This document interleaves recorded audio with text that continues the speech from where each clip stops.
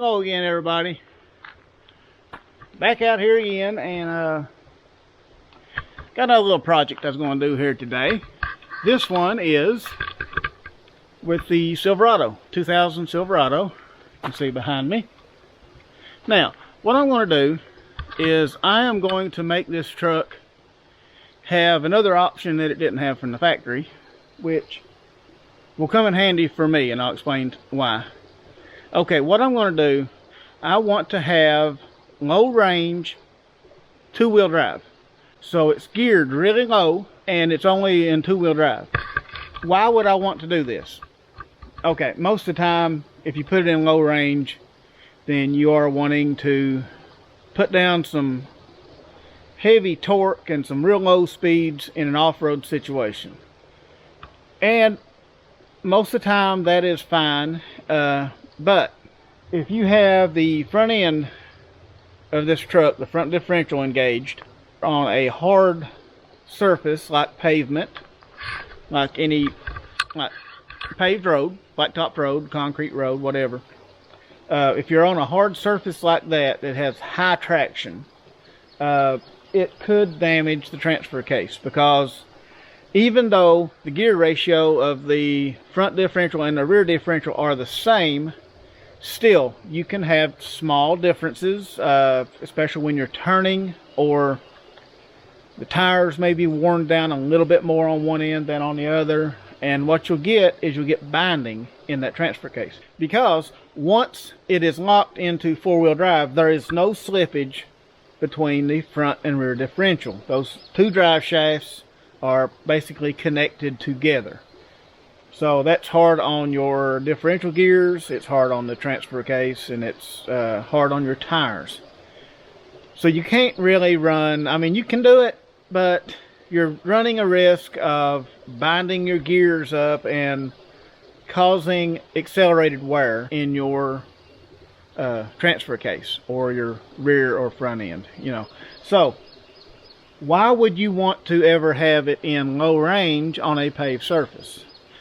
One thing that is pretty common with me, see, I work, some of y'all know that I work in the construction, in the road construction field.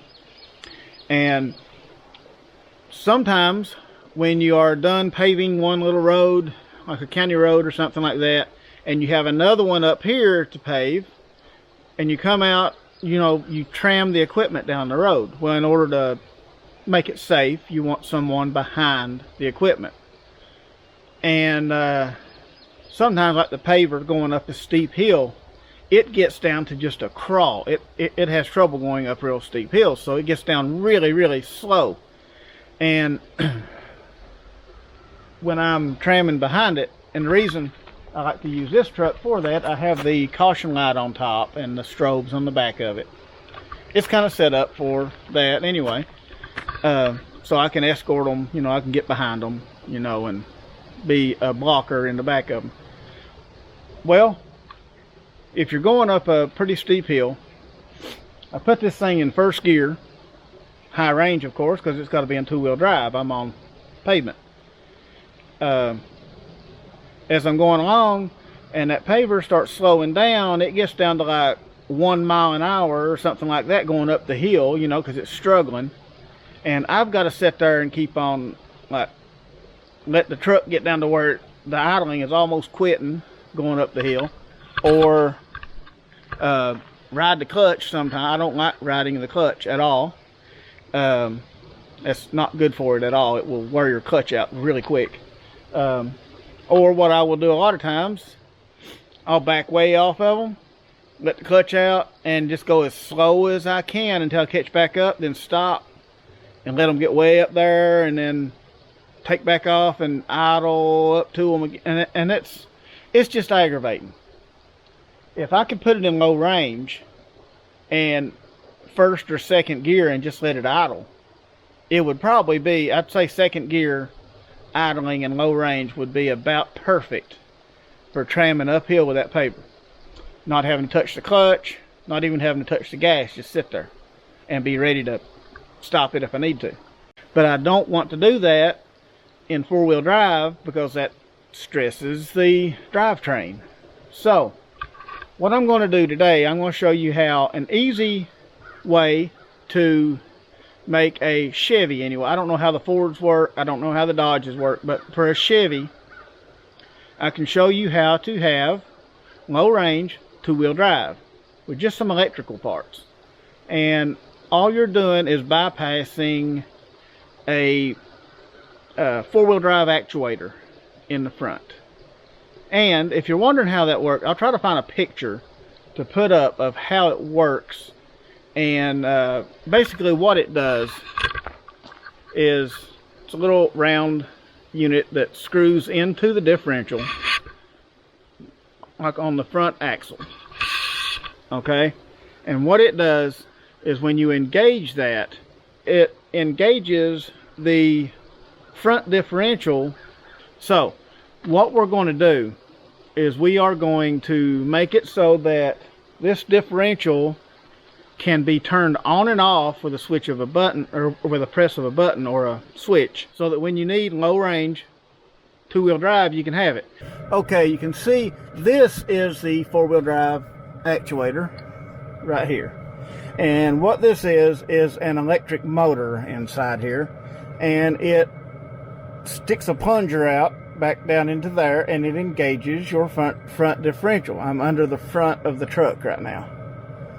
I've unplugged it right here, and thanks to a video I found online on YouTube, I will put a link to it up there or something to show you. But thanks to that guy, I know which pin to use now, and I'm doing it different than I thought I would, because the older type used to be a thermally actuated unit. This is an electric motor. So it just needs the center pin inside here, needs to be energized, which is this wire. If you look at the plug right here, you can see it. Look at the plug, the center wire. It's blue here and green on up. I don't know what color it actually used to be, but it's this wire. It looks blue,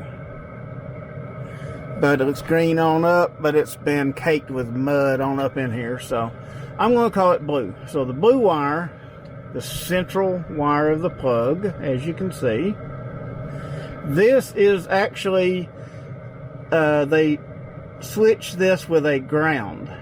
They apply a ground to this, and that is what initializes your motor here. And the motor will kick in and out. So what we need to do is make it to where this I can control. I can decide whether I want to put the ground on this or not. So what we're going to do, we're going to cut this wire, and we're going to splice two wires on it that will go up to where the shift lever is. So let's do that now. Okay, so I traced the wires from the actuator back across the differential. They go across here, up, and I found them under the hood. I would rather have all my splices under the hood rather than have them like down under the truck where they can get in the mud and stuff. I'm still going to have to run the wires back down and into the cab where the four-wheel drive selector is, but at least this way I won't have any splices down under where they can get wet. Okay, so I traced the wires up, and one little hint was here is the differential vent, so you know that kind of gave it away too. But right here, this plug is actually what runs to that actuator. And if you can hear, I cut the wire right here. I don't know if you can hear it down there, but when I connect these two wires together,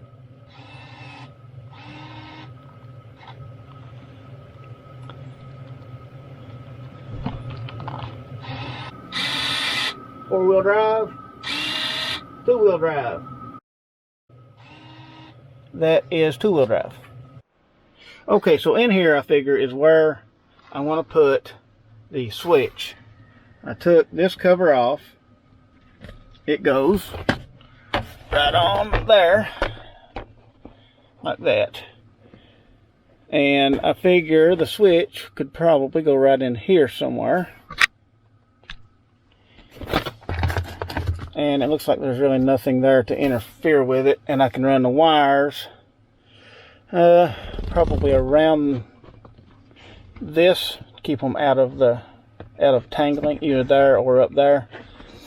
And then I'll drill a hole through right in here somewhere and put the wires out and bring them up to where we're going to splice them. Okay, so what I'm going to do, I'm going to go from here. I just loop the wire together. It can be one color. The polarity doesn't matter. It's a switch. So I'm going to run it through, and I've got some wire loom to put in there to make sure that it's not going to rub against that. But for right now, we'll just put the wire in.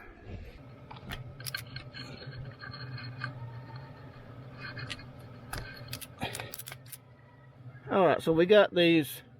These are butt connectors. They're actually heat shrink also. That way we can keep the water out of it. So with electricity, water is not your friend.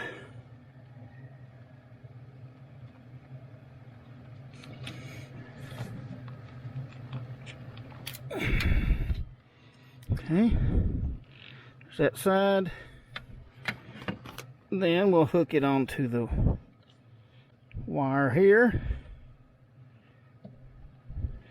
And see, also with this being up here, if you ever wanted to go back to the way it was before, all you gotta do is splice these two back together.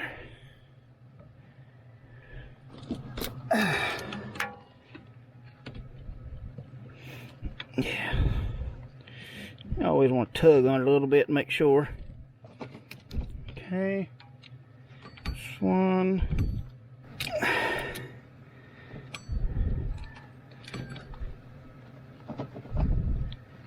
Okay. There's that.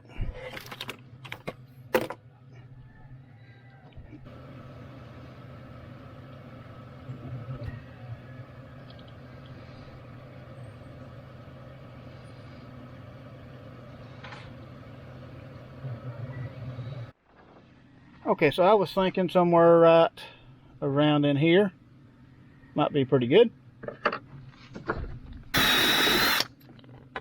Perfect. Perfect right there.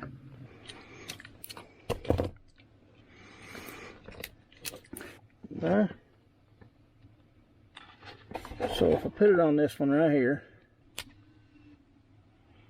on four-wheel drive, two-wheel drive, four-wheel drive, two-wheel drive.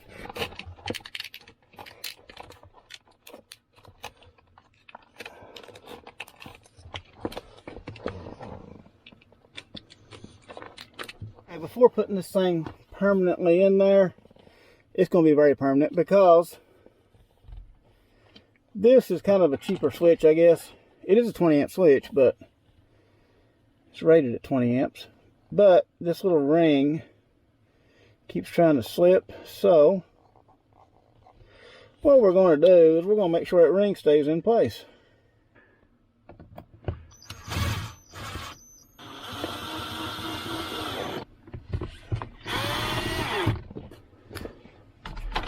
Key on.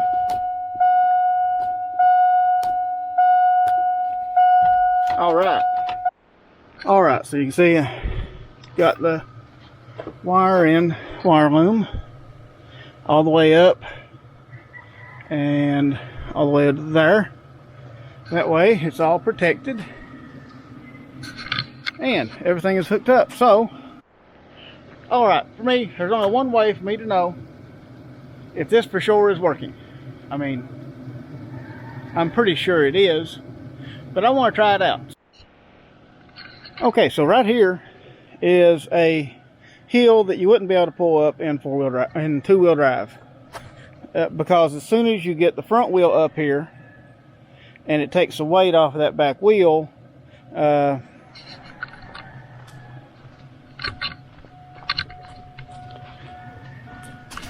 back wheel will spin.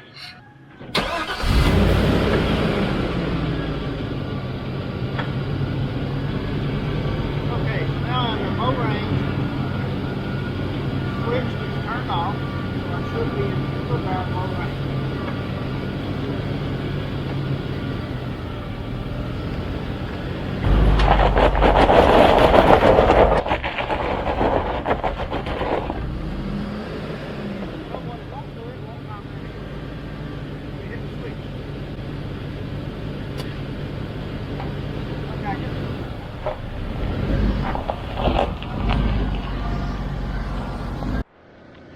All right, so now we have our pickup truck where you can put it in two-wheel drive, low range.